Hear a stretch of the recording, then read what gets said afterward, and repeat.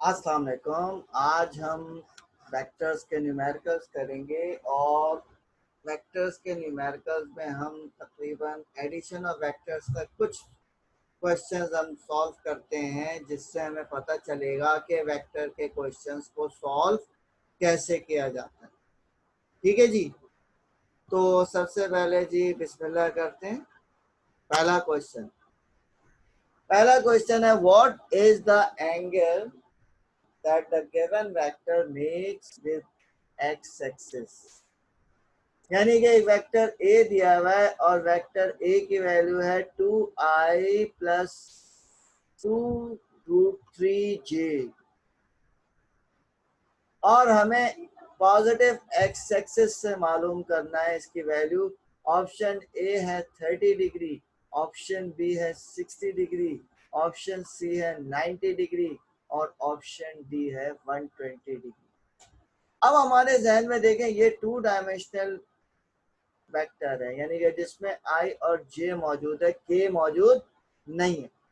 तो पहली चीज तो ये कि जब के मौजूद नहीं होता तो ये वैल्यू कहलाती है वाई एक्सिस की, ये वैल्यू कहलाती है एक्स एक्सिस की। तो ए वाई की वैल्यू क्या होगी 2√3 और ए एक्स की वैल्यू क्या होगी 2। तो हमें सोल्यूशन में हमने देखा कि फॉर्मूला हमारे जहन में आया, theta is equal to tangent inverse a y upon a x.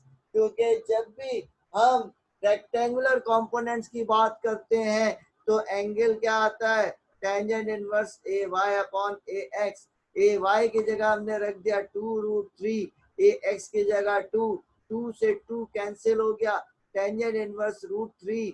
और वो आपको याद होना चाहिए कि √3 कब आता है टेंजेंट, 1.732 √3 का मतलब होता है।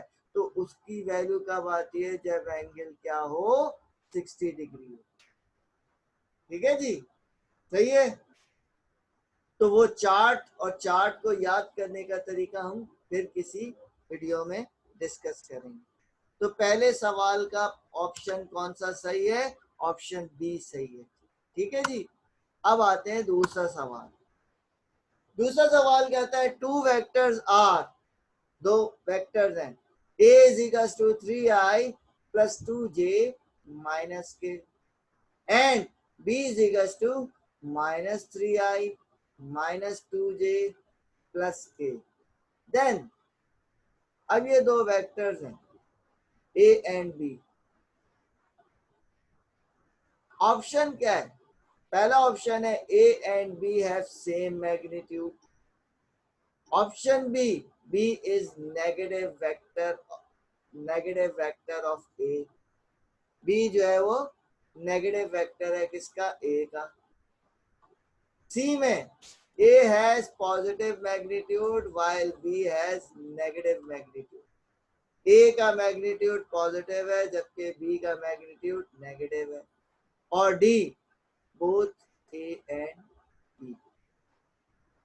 अब यहाँ पे हम ये कह सकते हैं कि ए और बी को जरा गौर से देखें। ए में 3i है तो इसमें क्या आएगा, -3i है बी में। ए में प्लस 2j है, बी में -2j है। ए में माइनस के है, बी में प्लस के है। इसका मतलब है ये बात तो सही है कि B is a negative vector of A. ये वाले जवाब तो सही है। लेकिन अगर हम दोनों का मैग्नीट्यूड निकालें तो मैग्नीट्यूड का फॉर्मूला क्या होता है, ए एक्स स्क्वायर प्लस ए वाई स्क्वायर प्लस ए जेड स्क्वायर। तो तीनों का, यानी कि हमने ये देखा है, पहले भी पढ़ा था कि नेगेटिव वेक्टर्स, दो वेक्टर्स अगर नेगेटिव वेक्टर्स हैं तो उनका मैग्नीट्यूड सेम होता है, इक्वल होता है। तो यहाँ पे पहला ऑप्शन भी सही है, दूसरा ऑप्शन भी सही है। तो यहाँ पे मैं ऑप्शन डी कहूंगा, बोथ ए एंड बी। क्योंकि ए बराबर है माइनस बी, दोनों का मैग्नीट्यूड बराबर है और डायरेक्शन ऑपोजिट है। इस लिहाज से हम कह सकते हैं कि मैग्नीट्यूड सेम होगा, डायरेक्शन ऑपोजिट होगी अगर दो वेक्टर्स एक दूसरे का नेगेटिव वेक्टर। ठीक है जी, ये सवाल भी आ गया आपको। अब हम देखते हैं तीसरा सवाल। अब तीसरे सवाल में ये कह रहे हैं a room has dimensions 10 metres, 12 metres and 14 metres.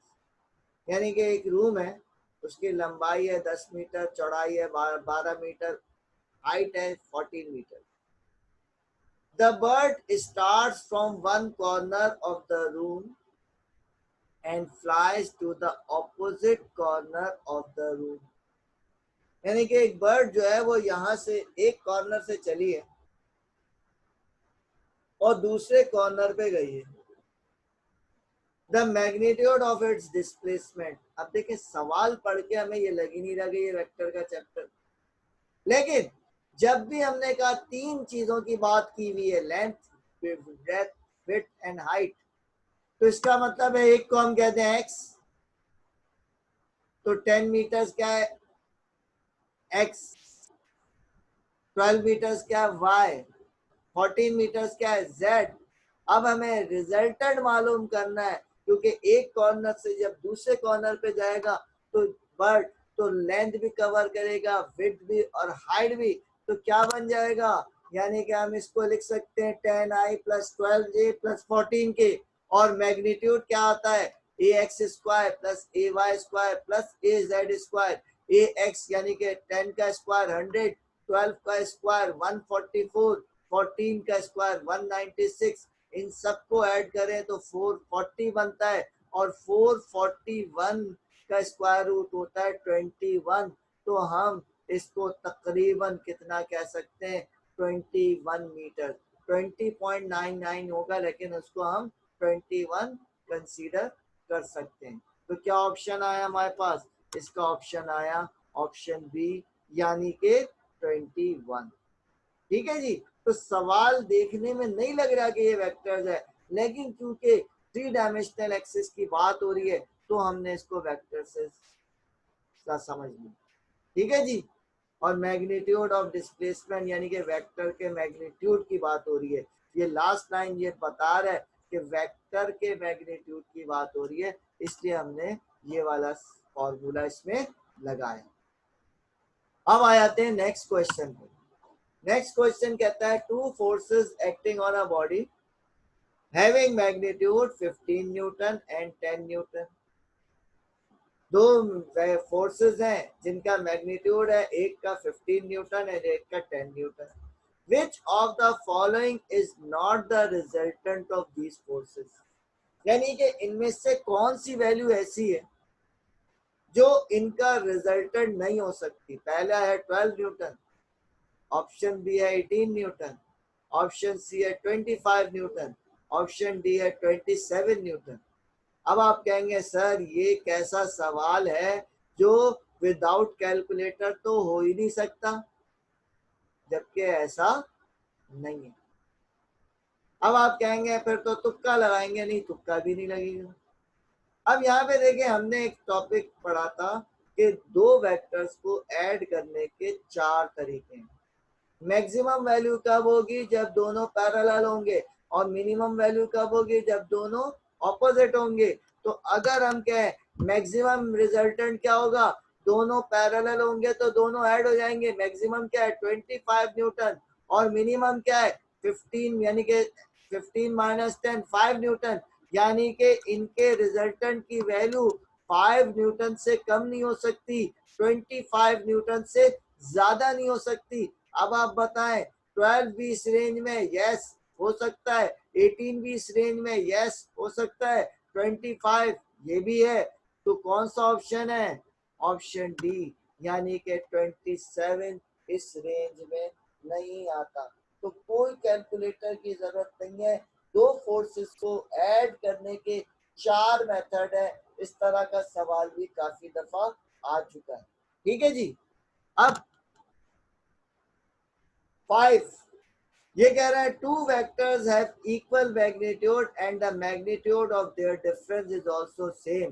दो वेक्टर्स का मैग्नीट्यूड बराबर है और इनके डिफरेंस का मैग्नीट्यूड भी सेम है। Find the angle between these vectors. In vectors के दरमियान एंगल आपने मालूम करना है। ए पार्ट है 30 डिग्री, बी पार्ट है 60 डिग्री, सी पार्ट है 90 डिग्री, डी पार्ट है 120 डिग्री। अब अगर आपको याद हो कि डिफरेंस का फॉर्मूला क्या है, F1 square plus F2 square minus 2F1 F2 cos theta. देखें रिजल्टेंट का क्या है, F1 square plus F2 square plus 2F1 F2 cos theta, और डिफरेंस का क्या था, F1 square plus F2 square minus 2F1 F2 cos theta. अब हमने कहा कि ये सारे बराबर हैं, F1 भी बराबर है, F2 भी बराबर है, ये भी बराबर है, तो तीनों की जगह एक ही रख दे F। तो हमने F की जगह भी F रख है ही था, F1 की जगह भी F रख दिया, F2 की जगह भी F रख दिया, इधर F1 F2 दोनों की जगह F रख दिया, तो F इंटू F क्या हो गया, F स्क्वायर हो गया। ये 2F स्क्वायर जब उधर, ये 2F स्क्वायर है, ये F स्क्वायर है, ये माइनस का 2F स्क्वायर cos थीटा इधर जाके प्लस हो गया, F स्क्वायर इधर आके माइनस हो गया, 2 में से 1 गया तो क्या बचा, F स्क्वायर, ये जाके डिवाइड हो गया, तो F स्क्वायर से F स्क्वायर कैंसिल, 1/2 हो गया 0.5, और cos थीटा 0.5 का मतलब थीटा क्या है, 60 डिग्री। ठीक है जी। ये कैसे पता चला, ये उसी चार्ट से पता चला कि sine 0 0, sine 30 0.5, sine 45 0.7071, sine 60.866 and sine 91। वहां से ये पता चला ये सारी चीजें कि कॉस 60 कितना होता है, 0.5। तो उम्मीद है ये 5 सवाल मैंने आज बताए हैं, इनके सोल्यूशन है। 3 सवाल मैं आपको प्रैक्टिस के लिए दे रहा हूँ, ये भी मैं समझा देता हूँ, बता देता हूँ। आप नीचे कमेंट सेक्शन में इसके जवाब लिखेंगे। पहला है rectangular coordinate system is also called, ये क्वेश्चन है, rectangular coordinate system is also called. A part में है polar coordinate system, B part में है Cartesian coordinate system, C part में है सिलेंड्रिकल कोऑर्डिनेट सिस्टम, और डी पार्ट में है स्पेस कोऑर्डिनेट सिस्टम। अभी आप खुद बताएंगे कि कौन सा ऑप्शन सही है। ठीक। दूसरा सवाल है vector A is equals to 2i plus 4j minus 3k and vector B is equals to 4i plus 8j minus 6k। Then vectors A and B are क्या होंगे, वेक्टर ए और बी, ए part में है perpendicular, B part में है parallel, सी part में anti parallel, D part में है नन ऑफ द अबव। अब ये भी आपको बताना है, सही है। तीसरा सवाल है two vectors have equal magnitude and the magnitude of their resultant, हमने डिफरेंस वाला करवाया है, यहाँ पे मैंने रिजल्टेंट वाला दिया है कि two vectors have equal magnitude and magnitude of their resultant is also same, then the angle between these vectors, A part में 30 डिग्री, बी पार्ट में 60 डिग्री, सी पार्ट में 90 डिग्री, डी पार्ट में 120 डिग्री।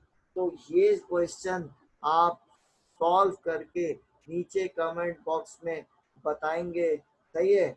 और मैं वेट करूंगा इंशाल्लाह, फिर next lecture तक आप लोगों से। अल्लाह हाफिज, पाकिस्तान जिंदाबाद।